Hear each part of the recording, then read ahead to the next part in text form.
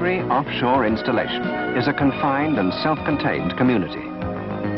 Everyone there relies on everyone else to carry out their work effectively and, above all else, safely.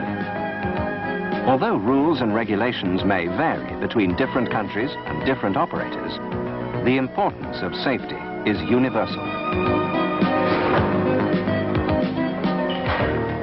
If you are going offshore for the first time, you may not be used to the strict working procedures and the commitment to safety that is essential to offshore life. Nevertheless, you will be expected to comply with these practices very quickly.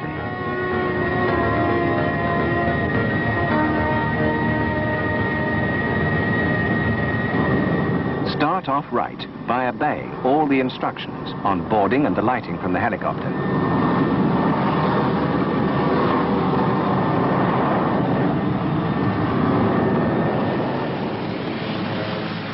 Once you have collected your baggage, make your way to the reception point. There you will be assigned a room or a cabin, also a muster station and a survival craft. These will be shown to you soon after your arrival.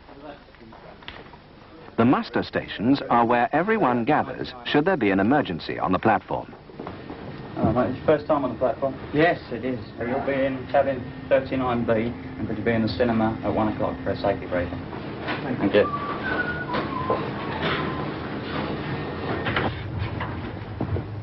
Once you have found your room, and before you unpack, check to see where your life jacket or survival suit is stored. You may well have been instructed in its use on shore, and this information will be repeated at your offshore safety briefing.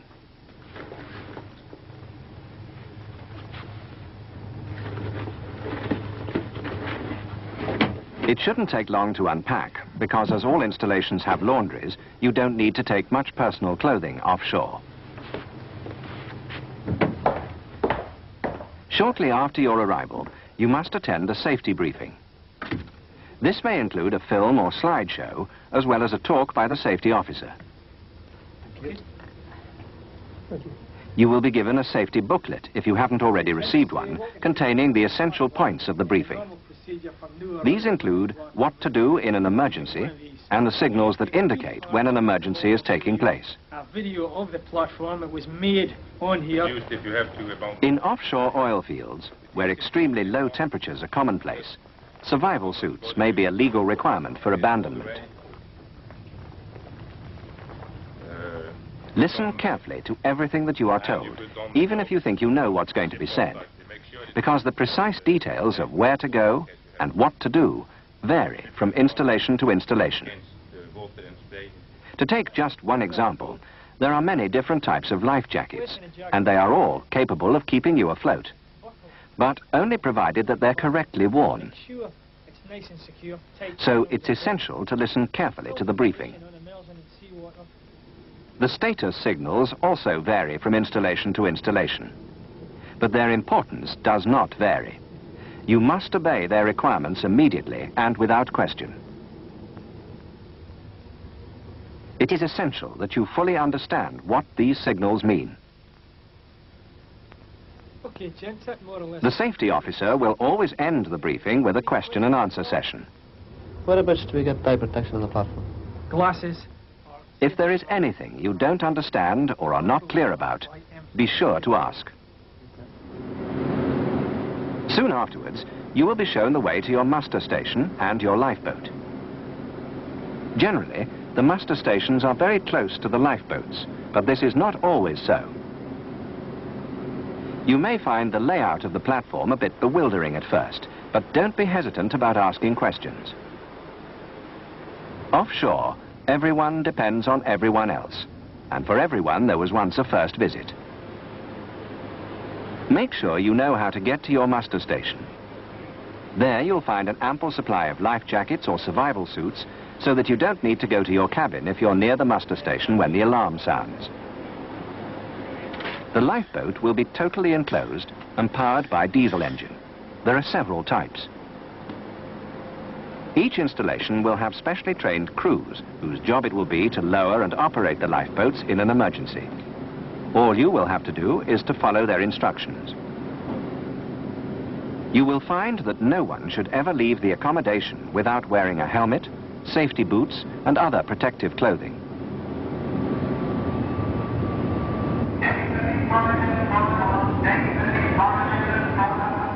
Take care how you walk about the installation. Where you have a choice, choose stairs and walkways sheltered from the weather. Take your time and hold on to handrails so as to avoid slipping or falling. Storms can blow up quickly at sea and can make walking treacherous, particularly at night. Offshore, much of the accommodation is maintained at a slight positive pressure in order to keep out any oil or gas vapors. This means airlocks and heavy doors that may be awkward until you become used to them. Always close them behind you. For the sake of cleanliness, you will be required to take off your boots when entering accommodation areas. Your new colleagues will waste no time in assigning you your duties, and they will expect a high standard of workmanship and a commitment to safety. When potentially hazardous work needs to be done, all installations have a permit to work system. This is a legal requirement. The precise details of the permit to work system will vary from installation to installation. The system will be explained to you, as will the various safety aspects of your particular job. If in doubt, ask. In the offshore environment, the range of potentially hazardous operations is very large. To give a few examples, any work involving welding or electrical equipment, any work in enclosed areas, wherever radioactive materials are to be used, or where scaffolding needs to be erected. Also, when any hoisting or over-the-side work is to take place. All these will need special permits. If you are in any doubt whether a permit is needed, ask the safety officer. The systems employed for granting these permits are not identical, but their objectives are. Firstly, to ensure that all work is carried out with the correct safety procedures. Secondly, to ensure that the installation management know precisely where and when any potentially dangerous work is taking place. This is so that it can be coordinated with all other activities and monitored as necessary. Okay, could I ask you to initial the safety requirements for me, please? So that you've read. It is a legal requirement that you comply with all the details of your permit to work. Thank you very much. Okay. Bye. The control room is the nerve center of the installation. It is there that all operations are supervised. Stable 5. The people there need to know about everything that is going on. You may be required to file a copy of your permit to work there. Your strict adherence to the times and places specified on your permit will be taken for granted. Check carefully again all safety requirements before you start any work. Don't change your mind or work beyond your allocated time without submitting a further request. You may have no idea what other operations are taking place in your immediate vicinity. It needs only one foolish action by one man to endanger the entire installation and the lives of all those living on it. Welding and burning operations are a high fire risk, so extreme care must be exercised at all times. For this type of work, there will always be one man standing by whose sole job is to ensure the safety of the operation. All the safe working practices learned onshore apply offshore, but more so. Entering enclosed spaces for whatever reason is an operation that needs an extreme awareness of safety. Always have someone standing by with breathing apparatus.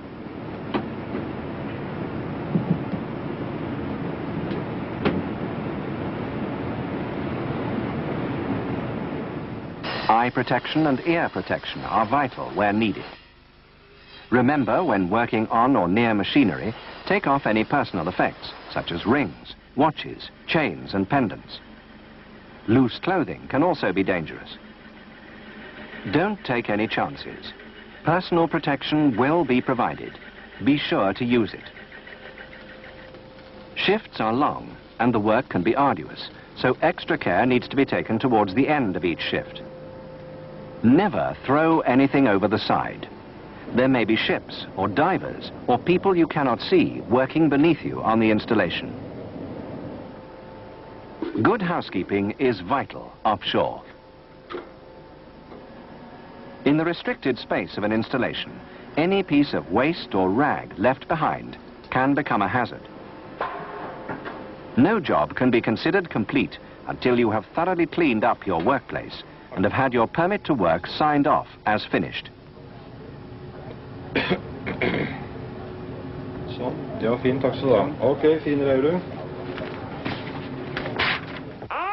Lifeboat drills are held regularly to check the readiness of both men and equipment. Everyone is expected to participate in them.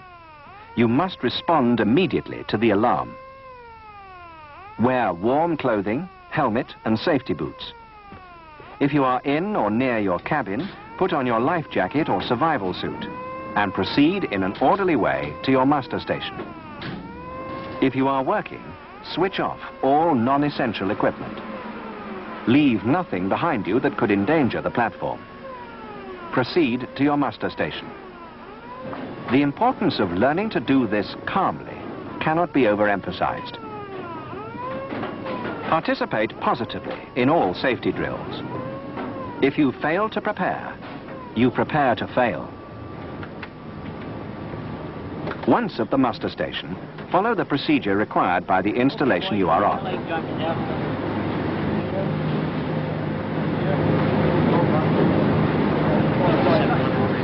In a real emergency, everyone will be under stress, and the better you know where to go and what you have to do, the better it will be for everyone. Listen to and comply with all instructions from the muster supervisor. These exercises are part and parcel of the offshore life, and although emergencies happen only very rarely, it is important to be prepared for them. Where survival suits are used, helmets are not worn.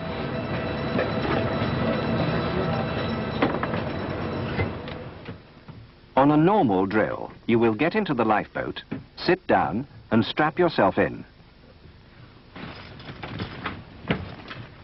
Should the lifeboat need to be launched, you must keep strapped in at all times.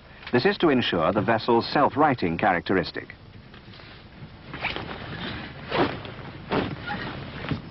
Once inside the lifeboat, the coxswain's word is law. The actual operation of the lifeboat is in the hands of the coxswain and his specially trained crew.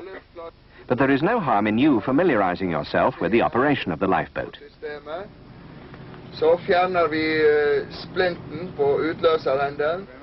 The order to abandon the installation can only be given by the person in charge, who supervises the lifeboat exercise from the control room. You will soon learn who this person is. Offshore, no one stands much on rank. Each person makes his own contribution to the running of the installation. So, in general, you will find that although the top man commands respect, he will be approachable. Okay, Dave, that's the end of the lifeboat drill. If you stand everyone down, please. Attention all personnel, attention all personnel. The lifeboat drill is now complete. Take the trouble to learn the layout of your installation, but don't go into hazardous areas without asking. Drilling operations are particularly dangerous to people who don't know what they're doing. So unless it is essential for you to be there, don't venture onto the drilling floor.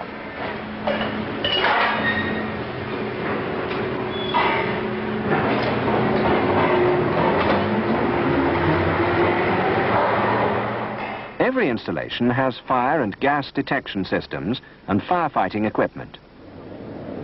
In the main, firefighting is left up to specially trained teams who carry out regular drills. However, if you should see a fire, first raise the alarm, and then, if you can do so without endangering yourself, try to put it out. Make sure that you know which type of fire extinguisher to use on which type of fire. Offshore, smoking is only permitted in specially designated areas, and no alcohol is allowed at all. These regulations are absolute. Any infringement will lead to instant dismissal. No drugs are permitted either. If you need to take medication prescribed by a doctor, let the medical or safety officer know. If you have any queries at all, talk to those in authority. Your well-being is in their interest. Working offshore demands a high awareness of safety. Use the appropriate protective equipment and at all times follow safe procedures and practices. Always be sure to stick to the rules and regulations that cover your particular job. Be sure to double-check that machinery you will be working on has been turned off and properly isolated. Remember, good housekeeping is vital. Clear up after yourself. Don't leave it to others. Keep all workshops, floors and stairways clean. Any debris can become a hazard. Avoid working with worn-out or old equipment. If you have any doubt, request a replacement. Your awareness of safety should not end once you leave the installation. While onshore, take full advantage of any safety or survival courses offered to you. These may include helicopter underwater escape training. Offshore, everyone depends on each other, so be aware of safety, and not only your own. Keep your eyes open for any potential hazard. A great deal of effort has gone into making the offshore environment safe. Incidents occur only very rarely. Take the time needed to do your work properly and safely.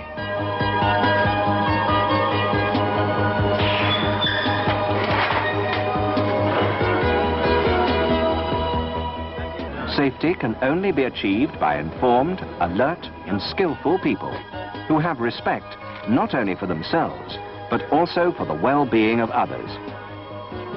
Be sure that you play your full part in the safe operation of your own installation.